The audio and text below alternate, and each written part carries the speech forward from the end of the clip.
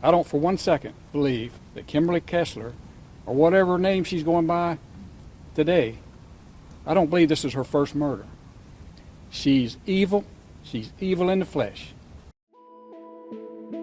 When police began investigating the disappearance of 34-year-old hairstylist Joleen Cummings, it wasn't long before their attentions turned to Cummings' eccentric co-worker, Jennifer Sybert. Within hours, detectives had discovered a literal trail of blood linking the 50-year-old Sybert to what could only be a brutal and savage murder. There was one catch. While they found their perpetrator, Jennifer Sybert had been dead since 1987. It was just the first of many twists that would turn this case into one of the strangest and most disturbing criminal investigations in Florida history. Welcome to Fear Files, where we discuss and dissect the most mysterious, terrifying, and mind-bending cases from all over the world. Before we start, we would like to send our thoughts and prayers to the loved ones of Joleen Cummings, who fell victim to the abominable act of one woman.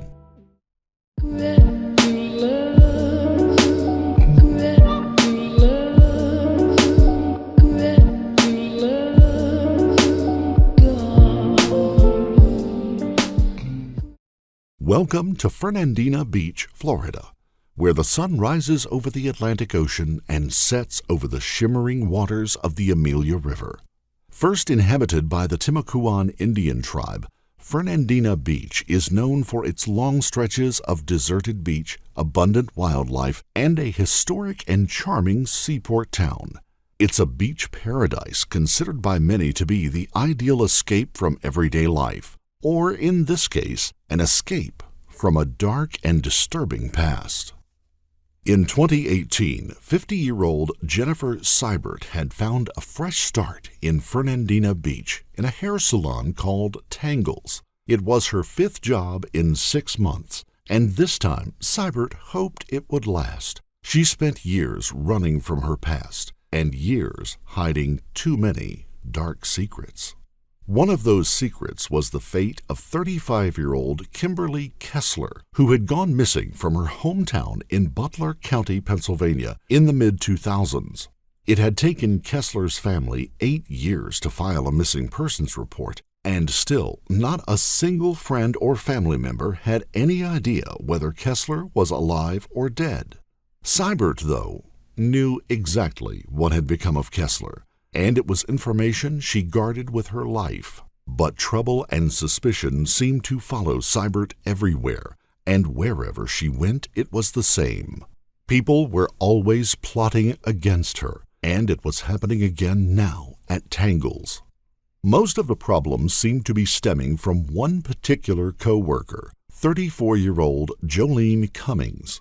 Jolene seemed to have some sixth sense about Sybert and her past, and she wouldn't let up on the probing questions about her background. Worst of all, she wasn't trying to hide her suspicions from their co-workers.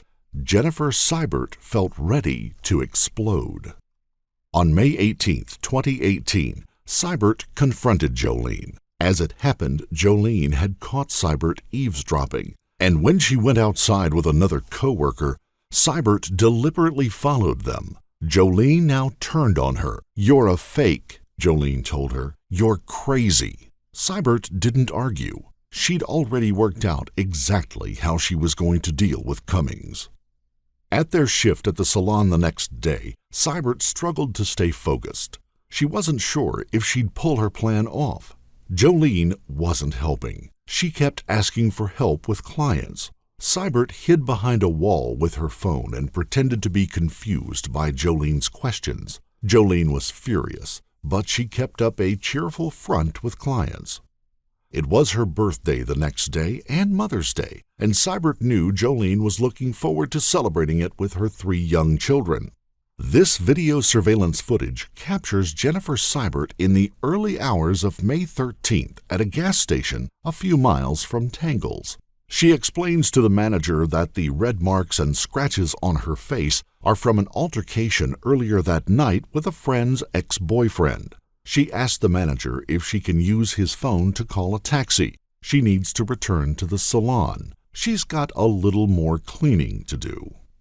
At 1 p.m. on May the 13th, Jolene's ex-husband, Jason Cummings, was waiting at a Winn-Dixie in Hilliard to hand the 3 children he shared with Jolene over to their mom. She was an hour late, which was unlike her, and not answering her phone. Jason was worried. It was her birthday and Mother's Day, an odd day to be unreachable. Reluctantly, he returned home with their children. Something was very wrong, and the thought was a terrible one. His relationship with Jolene had ended some time ago, but Jason still deeply cared for Jolene. That afternoon, he phoned Jolene's mother, Ann Johnson, who reported her daughter missing to local law enforcement earlier that day. The sheriff's department immediately issued a missing persons flyer, and on the morning of May 15th, they arrived at Tangle's hair salon, where they asked to speak to Jennifer Sybert, believed to be the last person to have seen Jolene. At that precise moment, Sybert was parking her car outside the salon when a coworker messaged her saying the police needed to speak to her. She immediately reversed and drove away. She then phoned the police station, explaining that she was unable to help because she had a stalker who would locate her if her name was entered into their database. He was a hacker. Police now took a closer look at Jennifer Sybert. The address she had given the manager was bogus. All of her previous addresses were bogus as well. Officers located Sybert asleep in her black Kia Soul at a rest area in St. Johns County later that evening. She had band-aids on her face and hands, which she explained were to cover the scratches from riding her bike through a tree branch. It was clear she had been living in her car for some time. Meanwhile, deputies found Jolene's abandoned SUV at a Home Depot parking lot. Local surveillance footage showed the vehicle entering the parking lot at 1:17 a.m. on Sunday, May 13th. Several minutes later, someone exited the SUV, but it was not Jolene. It was Jennifer Sybert. Deputies arrested Sybert for the theft of Jolene's car on May 16th and brought her into the St. Johns County Jail. Once there, they stumbled into the first of many bizarre revelations. According to the Social Security number provided to them, Jennifer Sybert had died in a car crash in 1987. Fingerprints revealed that the woman in their custody was, in fact, the missing woman from Butler County, Pennsylvania, Kimberly Lee Kessler. One missing person had been found, only to become the prime suspect in the new missing persons case. But why was Kessler using a stolen identity? As investigators pieced together the bizarre past of Kimberly Kessler, a chilling picture began to emerge and a horrifying new possibility. Was Kessler involved in other unsolved disappearances? Born in 1968 in Butler County, Pennsylvania, Kessler was the eldest of 3 siblings. By all accounts, she had had a normal childhood and was well liked by her peers. But one year, while still in her early teens, classmates noted a distinct change in her. It was so drastic that one former classmate said it was like she had finished a term as one person and come back as someone completely different.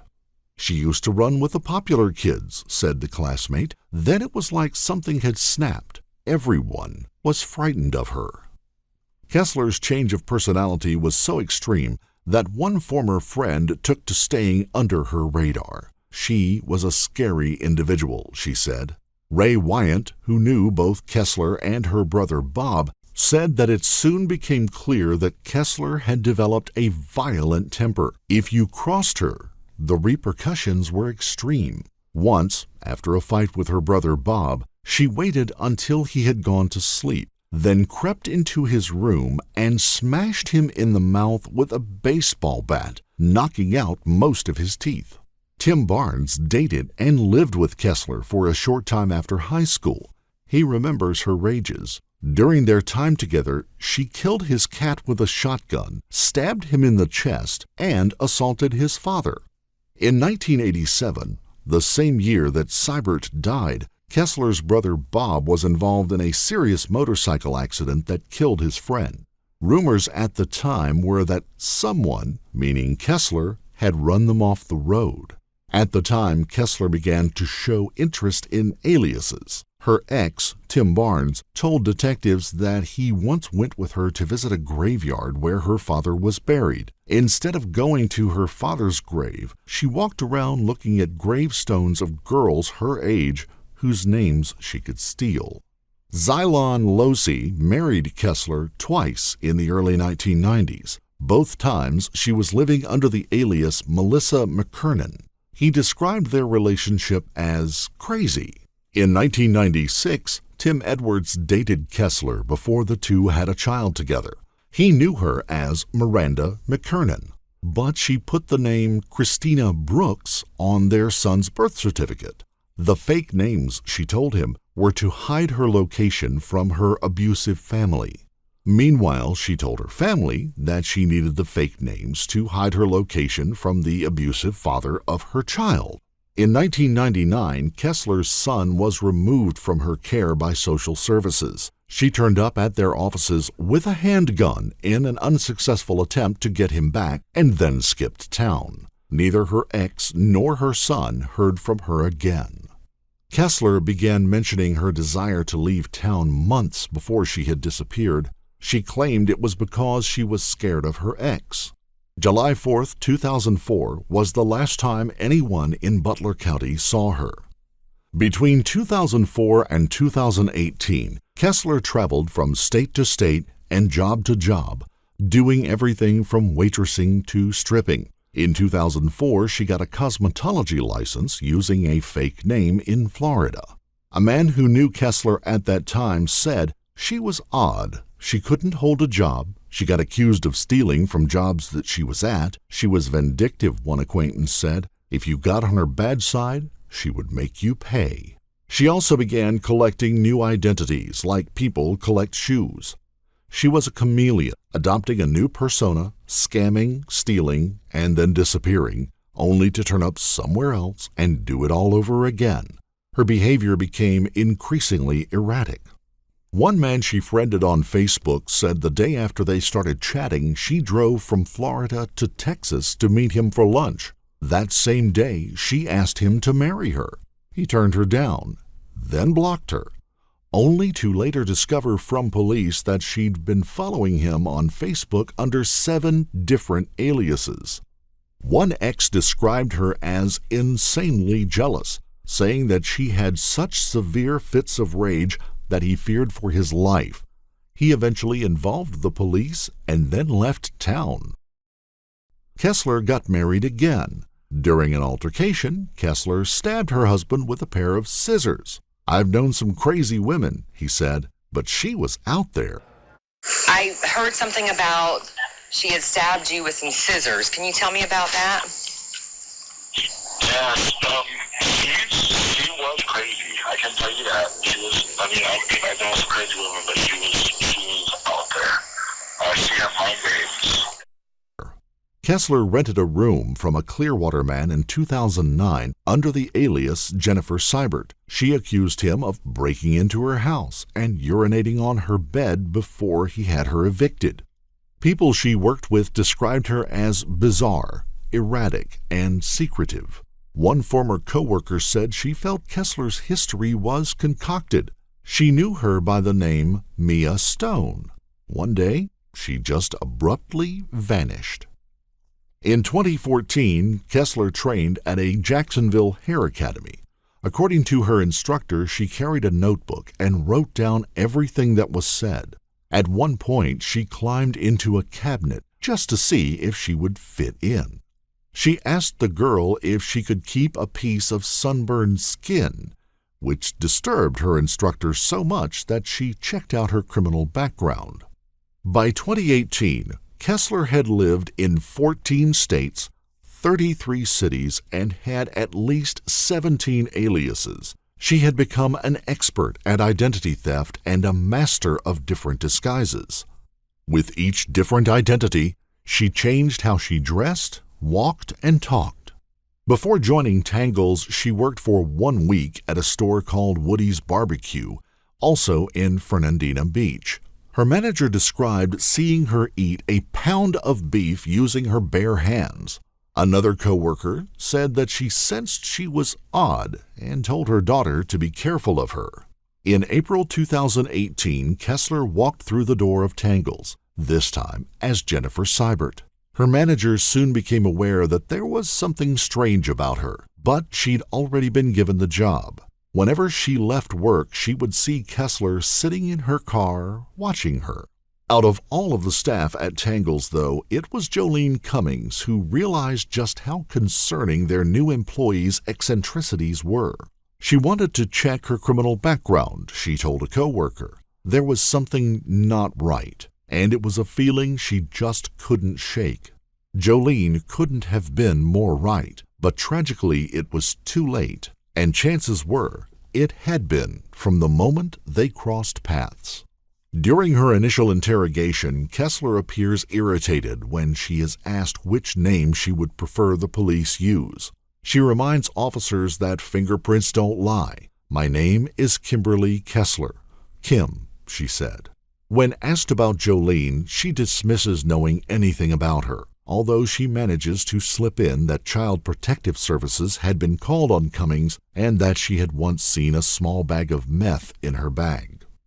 The detective then abruptly changes tact. He confronts Kessler with a slew of evidence linking her to a violent altercation with Joleen Cummings. When the detective waits for her response, Kessler says coolly, "So, let me reply this way, and you may not like the answer. I would like legal counsel." On May 22, 2018, Sheriff Bill Leeper announced that investigators had reason to believe that Joleen Cummings was not alive and revealed that Kimberly Kessler was being held on a $500,000 bond. An intensive search for Cummings' body began. Kessler still wasn't talking, but she didn't need to. Police had uncovered a mountain of evidence not only implicating Kessler in Jolene's murder, but showing that she'd planned it for weeks. Several weeks prior to Cummings' disappearance, Kessler had taken a photo of Jolene's appointment diary for April. Then, on April 30, 2018, Kessler had searched "coworker guilty of killing coworker," "missing person body not found," and "no body, no crime." This was 12 days before Cummings went missing. In the days leading up to Jolene's disappearance, thousands more searches were found in Kessler's phone, including autopsy, cadavers, murderpedia, victimpedia, female murderers by country, and Florida female murderers. She also searched images of Jolene, info about meth addicts, and plastination, a method of conserving anatomical specimens. On May 5th, an employee at a boating supply store called police about Kessler's odd behavior. She had gone into the store to buy heavy-duty zip ties, and at the counter had given him a sheepish grin that spooked him so much he felt a need to inform authorities. At around 1 a.m., the morning after Jolene's disappearance, surveillance video shows Kessler driving Cummings' SUV into the Home Depot parking lot in Yulee. Minutes later, Kessler is captured at the gas station, calling a taxi with scratches on her face. She then returned to the salon. Video surveillance footage from that same morning captured Kessler purchasing trash bags, gloves, an electric knife, and a large bottle of ammonia at Walmart. She is later seen on video struggling to move 2 heavy white trash bags to a dumpster near the hair salon. Meanwhile, police had uncovered extensive blood evidence linking Kessler to the crime. At the salon, detectives found blood stains in the reception area and desk, on the walls, chairs, cabinets, and sink. Luminol revealed the presence of blood on a mop and blood in the mop strokes on the floor, suggesting an attempt at a cleanup. A tote bag dumped outside the salon tested positive for blood. At Kessler's storage unit, Cummings and Kessler's blood was found on her black combat boots a sock, and a pair of scissors. They also found 5 different license plates, 3 different cell phones, 4 wigs, and several cut ponytails. After her disappearance, Kessler searched how to dismember a body. 357 searches containing Cummings' name were made over a 48-hour period. When Kessler was arrested, deputies said she had several injuries on her hands, arm, wrist, and thighs, and a patch of hair was missing from her head, and she had a bite on her thumb. Investigators believe Kessler dismembered, then disposed of Cummings' body in a dumpster. In July 2018, police and the FBI searched the Chesser Island landfill in Folkestone, Georgia for Cummings' body, but to no avail. With Kessler now held in jail on a bond of $500,000, the woman who had dumped her family 14 years earlier without a word now decided it was time to give Mom a call. Kessler told her mom that she needed her to post bail for her immediately. When her mom asked if it was true that she had been involved in a missing persons case, Kessler claimed the line had cut out, and before her mother could ask again, she said they had run out of time. She later called her mother again, this time instructing her to pick up her belongings, including a motorbike and bicycle. She blamed all of the media coverage on the Illuminati. "I've got the Illuminati on my arse. I can't prove it, but no one even gets 5 seconds worth of airtime unless they have some kind of connection to the Illuminati." Within weeks of her incarceration, Kessler requested to move jails. When officers refused, she went on a hunger strike. A week later, law enforcement agreed to relocate her. But within days, Kimberly was again requesting to be moved, this time to a psychiatric treatment facility. When officers refused, she went on a second hunger strike. This one lasted 56 days. Kessler made the process of attaining justice for the Joleen Cummings family as painful and prolonged as humanly or inhumanly possible. Kessler was first indicted for first-degree murder on September 7, 2018. Because of her antics, her trial did not begin until November of 2021. Well, erratic behavior, a hunger strike lasting months, and profanity-laced tirades, all on display today in Nassau County Court, where a judge tried to determine if Kimberly Kessler should be sent to a mental hospital. You remember Kessler is accused of killing Nassau County hairstylist and mom of 3, Joleen Cummings. She has been in jail since her arrest, but as On Your Side's Troy Kless learned today, her alarming weight loss also has meant that she's making nearly daily trips to the hospital. That's Kimberly Kessler at a hearing to determine if she is mentally competent to stand trial. She left the hearing soon after. A psychologist testifying for Kessler's public defender said her mental state is unstable. She has voiced, in my opinion, delusional beliefs that the food is been poisoned. Part of why Kessler may have gone on a hunger strike, dropping from 196 to just 74 pounds. But deputies at the jail say she started eating this weekend. On Friday, she has been binge eating, like 6 peanut butter and jelly sandwiches. The deputy said Kessler wanted to show she could eat when she felt like it. Criminal defense lawyer Janet Johnson says Kessler's behavior makes the competency analysis complicated. I'm sure the judge is going to consider, is that the behavior of someone who doesn't understand what's going on, or the other side of the coin is that someone who's willfully sort of making a statement because she does understand what's going on. Multiple competency hearings and in-court outburst forced repeated delays. A judge finally ruled Kessler competent, surmising that she was not delusional but manipulative and a psychopath. Her refusal to cooperate was not due to mental illness, but because she didn't want to, he said. One juror said Kessler was very clever to start out. She knew what she was doing, but now she wants to say that she was crazy. Her behavior in the Nassau County Jail traumatized guards and staff to the point that they celebrated with cake and ice cream when she was finally transported to the Florida Women's Reception Center.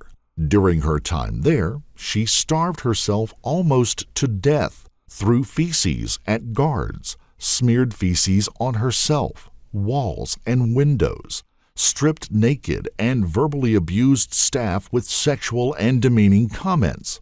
She lost more than half her weight from the time of her arrest, dropping from nearly 200 pounds to 74. When she finally appeared in court for the pretrial process in November of 21, she was again removed for repeated outbursts. At one hearing, she appeared strapped in a wheelchair, yelling that a member of the public defender's office was related to Cummings and that they were conspiring against her.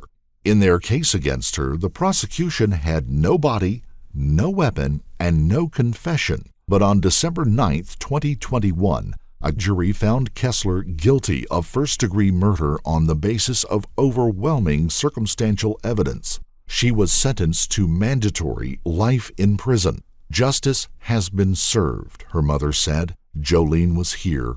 I felt her.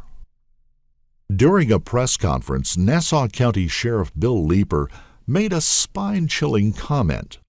I don't believe her for 1 second that this is her first murder. She's evil, evil in the flesh. Could Kessler have been a serial killer?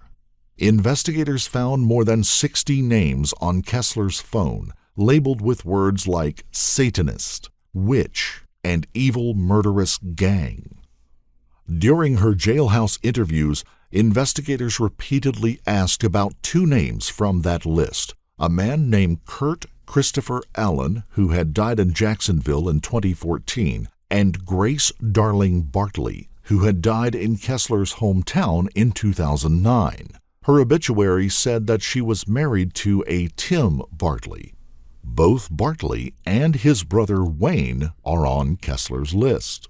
One thing we know for certain, even before Jolene's tragic and violent death, Kessler stabbed at least 2 men. These are men who lived to tell the tale. How many didn't? As for her disguises, while Kessler was clearly unhinged, she also had a good reason to hide her identity, with warrants out for her arrest in multiple states, and who knows how many crimes she had left in her wake. Kimberly Kessler inflicted an inconceivably horrific and terrifying death on an innocent woman whose only crime was to recognize the evil within her, an evil that would soon take her life. She stole a beloved daughter from a mother and a beloved mother from 3 children. Her family have requested only one thing since Jolene's murder: the location of her remains. Kessler's refusal is the final confirmation we need. There is nothing human inside Kessler at all. Grief is only the beginning, Cummings' mother, Ann Johnson, said to the First Coast News, especially for Jolene's 3 children. The hardest part is waiting for justice, waiting for Jolene's remains to be found. If you found this story compelling, don't forget to like the video, comment down below your take on it, and subscribe to the channel. Also, hit that notification bell in order to stay up to date each time we reveal a new shocking case. Until next time, stay safe and keep your eyes peeled. You never know what's lurking in the shadows.